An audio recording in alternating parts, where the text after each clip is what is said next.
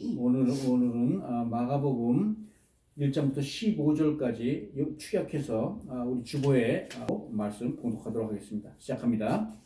새벽에 대제사장들이 즉시 장로들과 서기관들 옷 공회와 더불어 의논하고 예수를 결박하여 끌고 가서 빌라도에게 넘겨주니 빌라도가 묻되 내가 유대인의 왕이냐? 예수께서 대답하여 이르시되 내 말이 옳더라 하시매 예수께서 다시 아무 말씀으로 대답하지 아니하시니 빌라도가 놀랍게 여기더라. 명절이 되면 백성들이 요구하는 대로 뒤에서 한 사람을 놓아주는 전례가 있더니 그러나 대제사장들이 모두를 충동하여 도리어 바라바를 놓아달라 하게 하니 그들이 다시 소리 지르되 그를 십자가에 못 박게 하소서. 빌라도가 이르되 어쩌면야 무슨 악한 일을 하였느냐 하니 더욱 소리 지르되 십자가에 못 박게 하소서 하는지라. 빌라도가 무리에게 만족을 주고자 하여 바라바는 놓아주고 예수는 채찍질하고 십자가에 못 박히게 넘겨주니라. 아멘. 오늘은 내 말이 옳도다, 빌라도의 파라독스라는 제목을 가지고 함께 말씀을 나누도록 하겠습니다.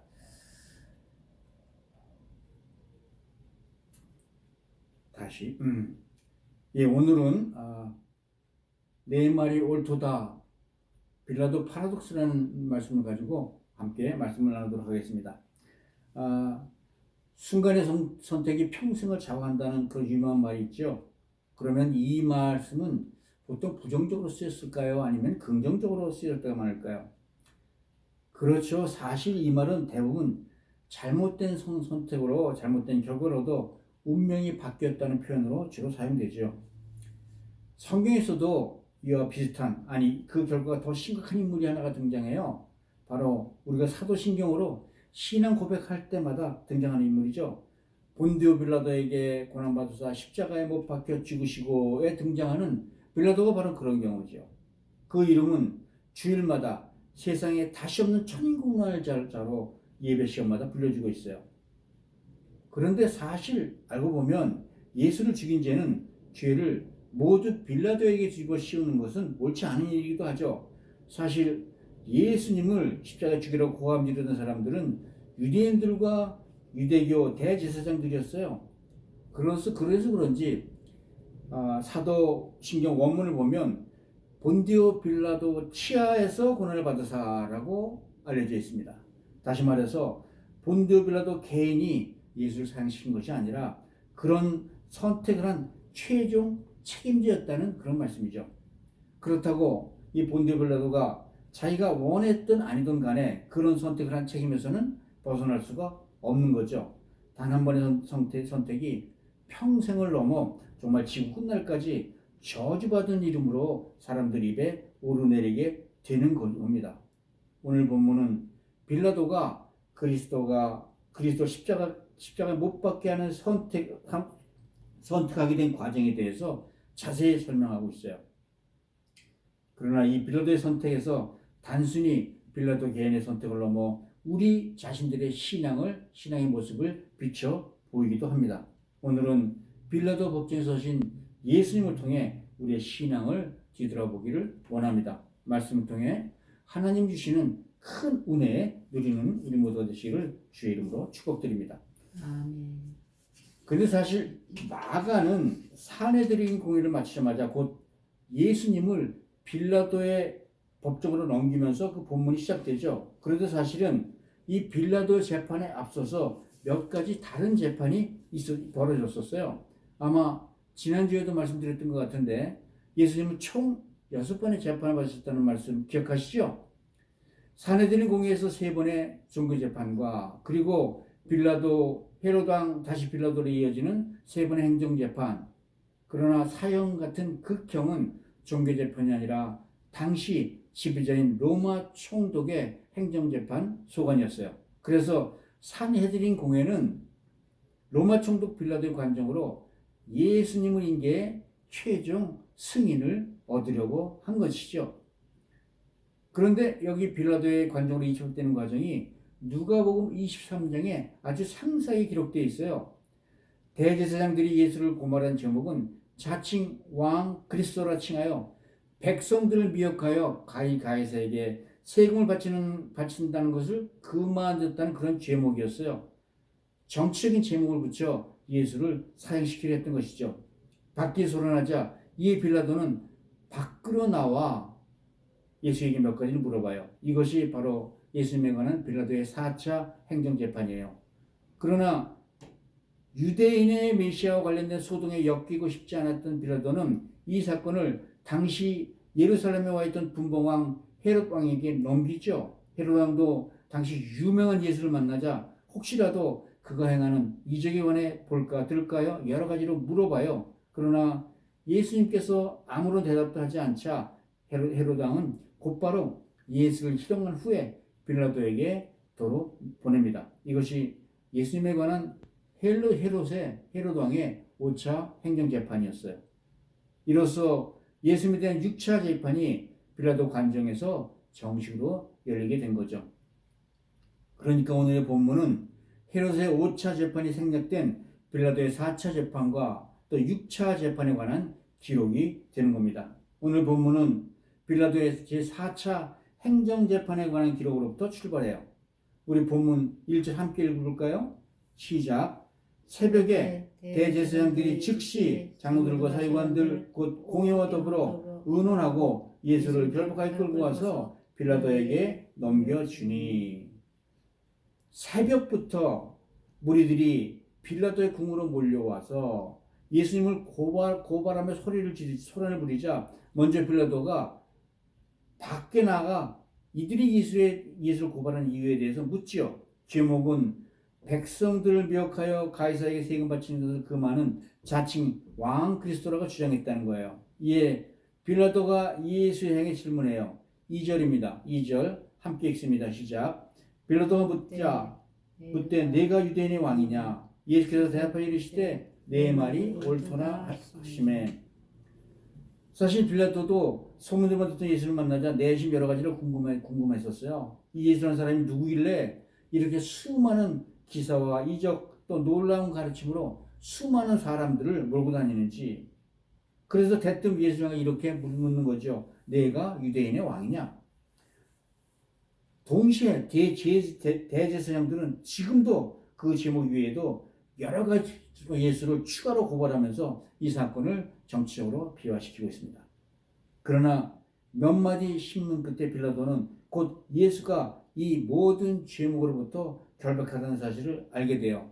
빌라도는 이 문제가 철저히 종교적인 문제였음을 간파한 거죠. 이에 누가복음이나 요한복음을 보면 빌라도는 내가 보니 이 사람은 죄가 없도다라고 기록할 정도였어요. 그런데 빌라도가 누굽니까? 험한 로마 정치계에서 지금까지 버텨온 달고 다른 정치인이죠. 수많은 정치인 사건을 경험했고 수많은 권력의 암투 속에서 그런 위기 속에서도 숨 꾸짖기에 살아남은 요즘으로 치면 정치 구단 그런 인물입니다. 그렇게 험한 정글 같은 그 로마의 세계에서 빌라도조차 예수님에게 아무 죄가 없다는 것을 발견한 거죠. 그런데 이 장면에서 놀라운 것은 예수님께서 아무 말이 없으시다는 점이에요. 이때야말로 자신의 결벽을 받게 될 마지막 시간, 자신이 죽느냐 사느냐는 그런 급박한 순간이잖아요. 그러나 빌라도의 질문에 그저 네 말이 옳도다라는 한마디에는 아무 말씀도 안 하세요. 그런데 사실 이 말씀조차 내 말에 동의한다라는 그런 의미보다는 네가 말한 그대로다라는 제3자적 말투예요. 예수님은 자신에 대한 모든 죄목이 다 거짓이지만 그에 대해 변론하지 않고 그냥 침묵하셨던 것이죠. 예수님 왜 침묵하셨을까요? 왜 정말 이 마지막 순간에까지 답답하게 그렇게 죽기를 자처하시는 걸까요? 그것은 예수님께서 이 모든 고난과 또 죽음까지도 자기가 꼭 겪을 것을 이미 아시고 계시기 때문이겠죠. 그리고 그런 고난과 죽음 뒤에는 찬란한 영광이 기다리는 것도 역시 아시기 때문이죠. 이로써 예수님은 이사야서 53장 7절의 말씀을 이루려고 하시는 것이었어요. 그가 곤욕을 당하여 괴로울 때에도 그가 입을 열지 아니하였으며 그가 도수장으로 끌려가는 어린 양과 털강자 앞에서 담담한 양같이 그의 입을 열지 아니하였도다.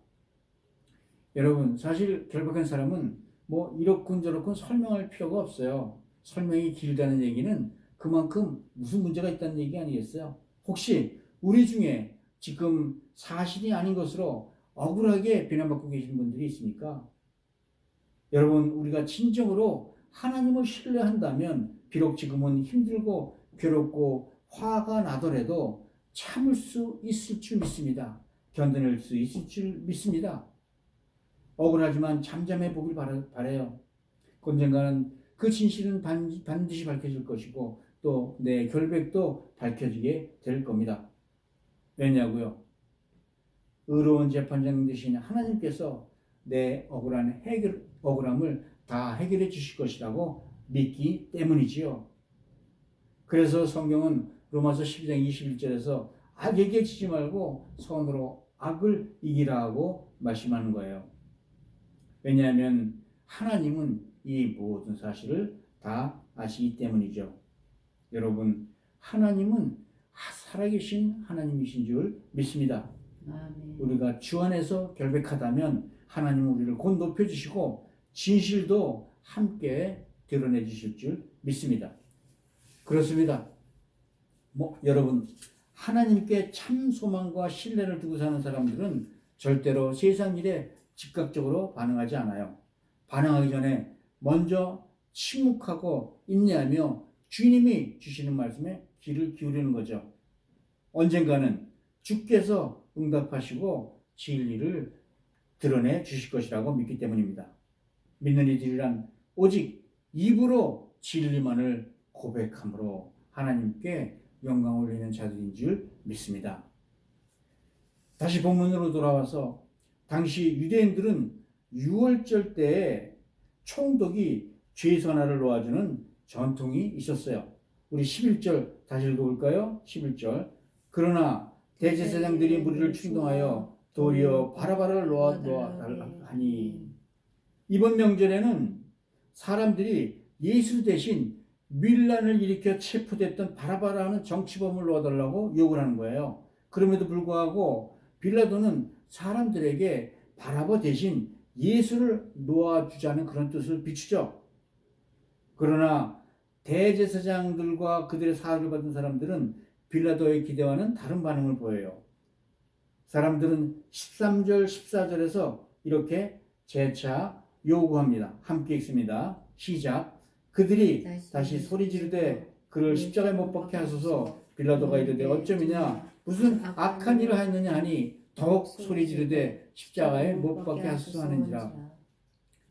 밀란이를 일어날 정도로 격앙된 백성들의 요구를 받은 빌라도는 한 행동을 취하죠. 물을 가져다 백성들이 보는 앞에서 손을 씻으면서 마태복음 27장 24절에서 이렇게 결론을 내요. 이 사람의 피에 대해서는 무죄하니 너희가 당하라.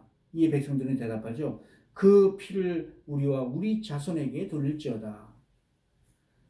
이처럼 빌라도는 끝까지 유대인의 왕이라고 하는 예수를 놓아주려고 애썼어요. 요한복음에 보면 그가 예수를 놓아주기 위해 굉장히 애쓴 모습이 더 자세히 나옵니다. 그런데도 우리는 왜 본디오 빌라도에게 고난을 받으사라는 사도신경에서처럼 매주 고백을 해야 합니까? 이 정도로 열심히 예수를 놓아주기로 노력했는데도 이런 저주를 받는다는 것이 그게 너무한 것이 아니에요? 예, 그렇습니다. 빌라도가 예수를 놓아주기 위해서 열심히 노력한 것은 사실이에요. 그런데 그가 왜 그렇게 자기와는 무관한 예수를 놓아주려고 했었는지 잘 생각해 봐야 되는 거 아니에요? 빌라도가 예수님을 진정으로 사랑하고 존중하고 따랐기에 그랬던 걸까요? 아니면 진리에 따라 바르게 살아보려고 그랬던 걸까요? 결코 그런 것은 아니죠. 만약 바나바를 놓아주면 자기의 큰일이 나기 때문에 그렇게 한 거죠. 바나바는 당시 로마 정부를 정복시키려고 밀란을 일으켰던 유대인 열심당원의 우두머리였었어요. 만약 적군 사령관 격인 바나바가 풀려나가게 되면 로마군에게 무슨 일이 벌어지겠어요? 또 다른 폭동이나 로마군을 습격하는 일이 일어나면 빌라도 자신의 총독 자리도 위태해지지 않겠어요? 더구나 밀란의 주동자인 줄 알면서도 놓아줬다가 무슨 사단이 벌어지면 얼마나 낭패스럽겠어요. 예, 빌라도 입장에서는 예수를 살리고 대신 바나바를 죽이는 게 당연한 일이었어요. 그래서 빌라도는 그렇게 위험한 바나바 대신 전혀 위험하지 않은 예수를 놓아주기 위해 노력했던 것이죠. 그런데 만약 막상 그렇게 하려니까 오히려 먼저 폭동이 일어날지 모르는 상황에 처하게 된 거예요. 지금 사람들이 마구 흥분해서 큰 소리 외치면 소동을 일으키는 중이잖아요. 만약 지금 밀란이 일어나 그걸 제대로 처리하지 못하면 당장 자신의 총독자리마저 위태로워진 거예요. 이에 빌라도는 갑자기 자신의 태도를 완전히 바꾸어 흥분한 무리를 무마시키는 사람으로 변해나갑니다. 15절 함께 읽습니다. 시작. 빌라도가 무리에게 만족을 주고자 하여 바라바는 놓아주고 예수는 채찍질하고 십자가에 못 박히게 넘겨주니라. 이로써 예수님에 대한 빌라도의 최종 판결 6차 재판이 이제 금요일 새벽녘에 끝이 난 겁니다. 빌라도는 예수가 결백하다는 걸 너무 잘 알고 있었어요. 그러나 밀란이 일어날 걸 염려해서 그는 유대인들이 원했던 대로 예수를 그들에게 내어주었죠. 예수의 결백함보다는 자신의 정치적 생명이 더 중요했던 좀 계산적인 인간이었던 것이죠. 그런데 사실 그에게는 진리가 무엇인지 알 수 있는 기회가 있었어요. 요한복음 18장 30절에 보니까요. 빌라도의 4차재판에서 내가 유대인의 왕이라는 빌라도의 질문에 예수님과 대화를 나오는 장면이 나옵니다. 예수님은 이 질문에 요한복음 18장 36절에서 이렇게 대답하세요. 내 나라는 이 세상에 속한 것이 아니라 만약 내 나라가 이 세상에 속한 것이었더라면 내 종들이 싸워 나로 유대인들에게 넘겨지지 않게 하였으리라. 이제 내 나라는 여기에 속한 것이 아니니라.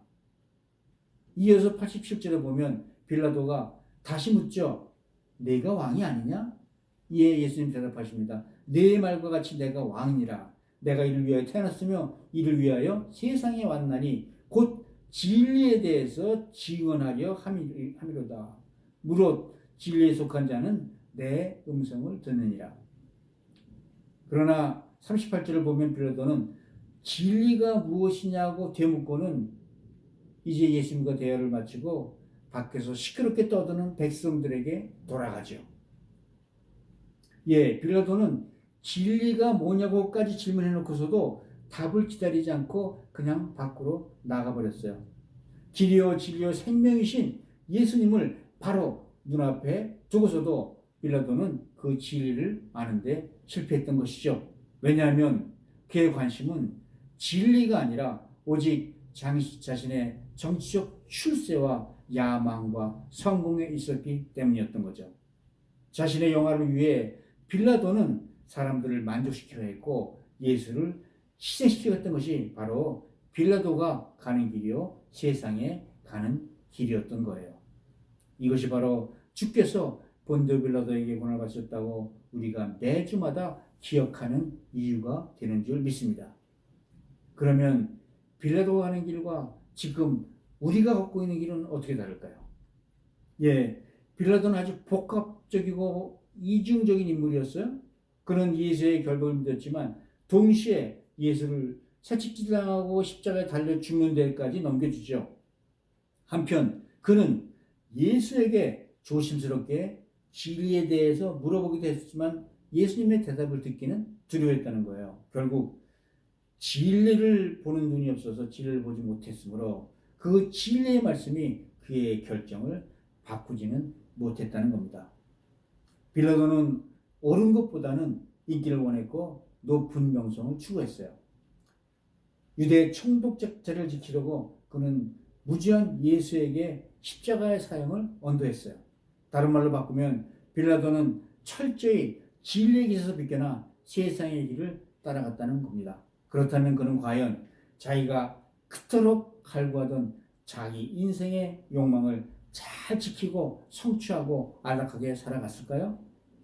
성경에는 빌라도가 예수님의 재판 이후에 성경에서는 사라지지만 역사에서는 조금 더 등장합니다. 이스라엘이 멸망할 당시에 유대인 역사학자 요세푸스의 기록에 의하면 빌라도 통적이 이 기록에도 등장해요. 빌라도는 예수님이 사형당한 후에도 예루살렘의 총독으로 3년간 더 재임을 하죠. 그러나 빌라도는 곧 로마 제국의 권력 암투에 휩싸여 결국은 자살로 그 인생의 막을 내립니다. 예, 빌라도는 참으로 정말 롱플레이스 롱타임에 악역을 담당하고 떠나간 인물에 불과했던 것이죠. 그러나 우리가 빌라도라는 인물을 생각할 때 그리스도인으로서 한 가지 긍정적으로 유익한 점도 있어요. 예수가 그저 상상 속의 인물이 아니라 역사 속에서 실존하셨던 인물이었다는 걸 입증한다는 것이죠. 하나님께서는 빌라도라는 몽둥이를 사용하셔서 우리를 구원의 길로 이끄셨다는 사실을 믿습니다. 빌라도는 유대 총독 자리를 지키려 예수님을 십자가에 못 박았지만 불과 3년 후에 그 결과가 어떻게 됐다고요? 그렇게 바쁘게 머리를 굴리고 출세의 길을 매달렸지만 결국은 어떻게 됐어요? 그는 그 시체조차 찾을 수 없는 인생의 허망감과 참담함을 남기고 세상을 떠나갔습니다. 여러분, 우리의 인생은 어떻습니까? 우리는 지금 왜 그렇게 바쁘게 또 무엇을 위해 열심히 살고 있는지 생각해 보신 적 있습니까? 지금 여러분들은 도대체 어디로 가고 있는지 알아서 바쁜 겁니까? 아니면 몰라서 그냥 바쁜 겁니까? 그렇습니다. 이제는 세상을 바라보는 우리의 눈이 바뀌어야 할 때가 온 것이에요. 언제까지 우리는 빌라도처럼 자신의 배를 위해 육신의 정을 위해 살겠습니까? 언제까지 빌라도처럼 사람들로부터 인기를 얻기 위해 안목의 정욕을 추구하며 살겠습니까? 언제까지 빌라도처럼 출세와 성공을 목표로 삼고 이생의 자랑을 위해 살아가겠습니까? 세상은 우리를 공중군수 잡은 악한 영들이 주관하는 세상 풍조에 따르는 세상의 길로 인도하는 것 뿐입니다. 그러나 기억하세요. 우리의 인생은 원래 세상 것이 아니라 세상을 만드신 하나님의 것이었다는 사실을, 단지 우리가 하나님을 잊고 살았기 때문에 세상이 흘러가는 대로 세상의 길로 따라가며 살고 있는 것 뿐이죠. 이제는 이렇게 세상 욕망, 내 욕망을 넘어 하나님께서 내게 맡겨주신 일을 생각하고 살아갈 때가 다가온 줄로 믿습니다. 그렇습니다. 그리스도인이란 하나님의 길을 따라 하나님의 뜻하신 대로 살아가는 사람들이에요. 그 길이 가끔 세상과는 겹칠 길일 수 있지만 원래는 세상 길과는 완전히 다른 길이었어요. 그러나 그리스도인들은 그 일이란 세상과 다른 길이라 해도 하나님의 길을 선택하는 사람들입니다. 세상을 살면서 세상과는 다른 하나님의 길을 선택하는 것은 그렇게 쉽지 않은 일이에요. 그래서 주님은 그리스도를 믿는 자들 앞에는 넓은 문과 좁은 문이 있다고 말씀하시는 거예요. 빌라도 역시 대부분의 세상 사람들처럼 넓은 문을 선택했어요. 그러나 예수님은 마태복음 7장 13절 14절에서 분명히 우리에게 이렇게 말씀하시죠. 좁은 문으로 들어가라. 멸망으로 인도하는 문은 크고 그 길이 넓고 그리로 들어가는 자가 많고 생명하라는 인도하는 문은 좁고 길이 협착하여 찾는 자가 적음이라. 아멘. 좁은 문은 영광의 길이지만 넓은 문은 멸망으로 가는 길임을 믿으시기 바랍니다. 우리 모두 자기 십자가를 지고 이 좁은 문을 따름으로 새 생명의 은혜를 누리시기를 주의 이름으로 축복드립니다. 아멘. 이제 말씀을 맺죠. 빌라도 파라독스라는 말이 있어요. 모순된 상황에서 거짓된 결정이 결국은 자기에게 칼로 되돌아오는 경우에 쓰는 말이시죠. 넓은 문으로 들어가는 선택을 했는데 그 길이 파멸의 길이었음을 나타낸 말이기도 합니다. 그런데 여러분, 살다 보면 우리 앞에도 넓은 길, 좁은 길을 그 중에서 한 길을 선택을 강요받을 때가 오지요. 그때마다 주님은 왜 믿는 자들에게 구태여 험하고 고생스러운 이 좁은 길을 선택하라고 하시는 걸까요? 세상의 길은 세상의 유혹, 안목의 정욕, 이생의 자랑으로 점철된 파멸의 길이기 때문입니다. 그렇습니다. 그 좁은 길이 주님께서 선택하신 길이고 그 길에만 진리가 있고 평강이 있기 때문인 줄 믿습니다. 그러나 그렇게 하기 위해서는 절대적으로 하나님을 신뢰하는 용기와 믿음이 필요하지요. 우리는 연약하기 때문에 언제든지 좋은 선택만 한다는 그런 보장은 전혀 없어요. 아무렇게나 살다가 갑자기 그런 순간에 맞닥뜨렸을 때 사실은 옳은 선택을 하기가 거의 불가능하다는 거예요. 그래서 평소에 그리스도인의 훈련이 필요한 것이죠. 불의와 대치 않는 믿음을 선택하는 용기가 필요하다는 겁니다. 그러므로 매 순간마다 겸손히 하나님 앞에 무릎을 꿇고 주의 길을 가기를 간구해야 하는 줄 믿습니다. 늘 주님과 동행하여 새 생명으로 승리하는 우리 모두가 되시기를 주 예수 그리스도 이름으로 축복합니다.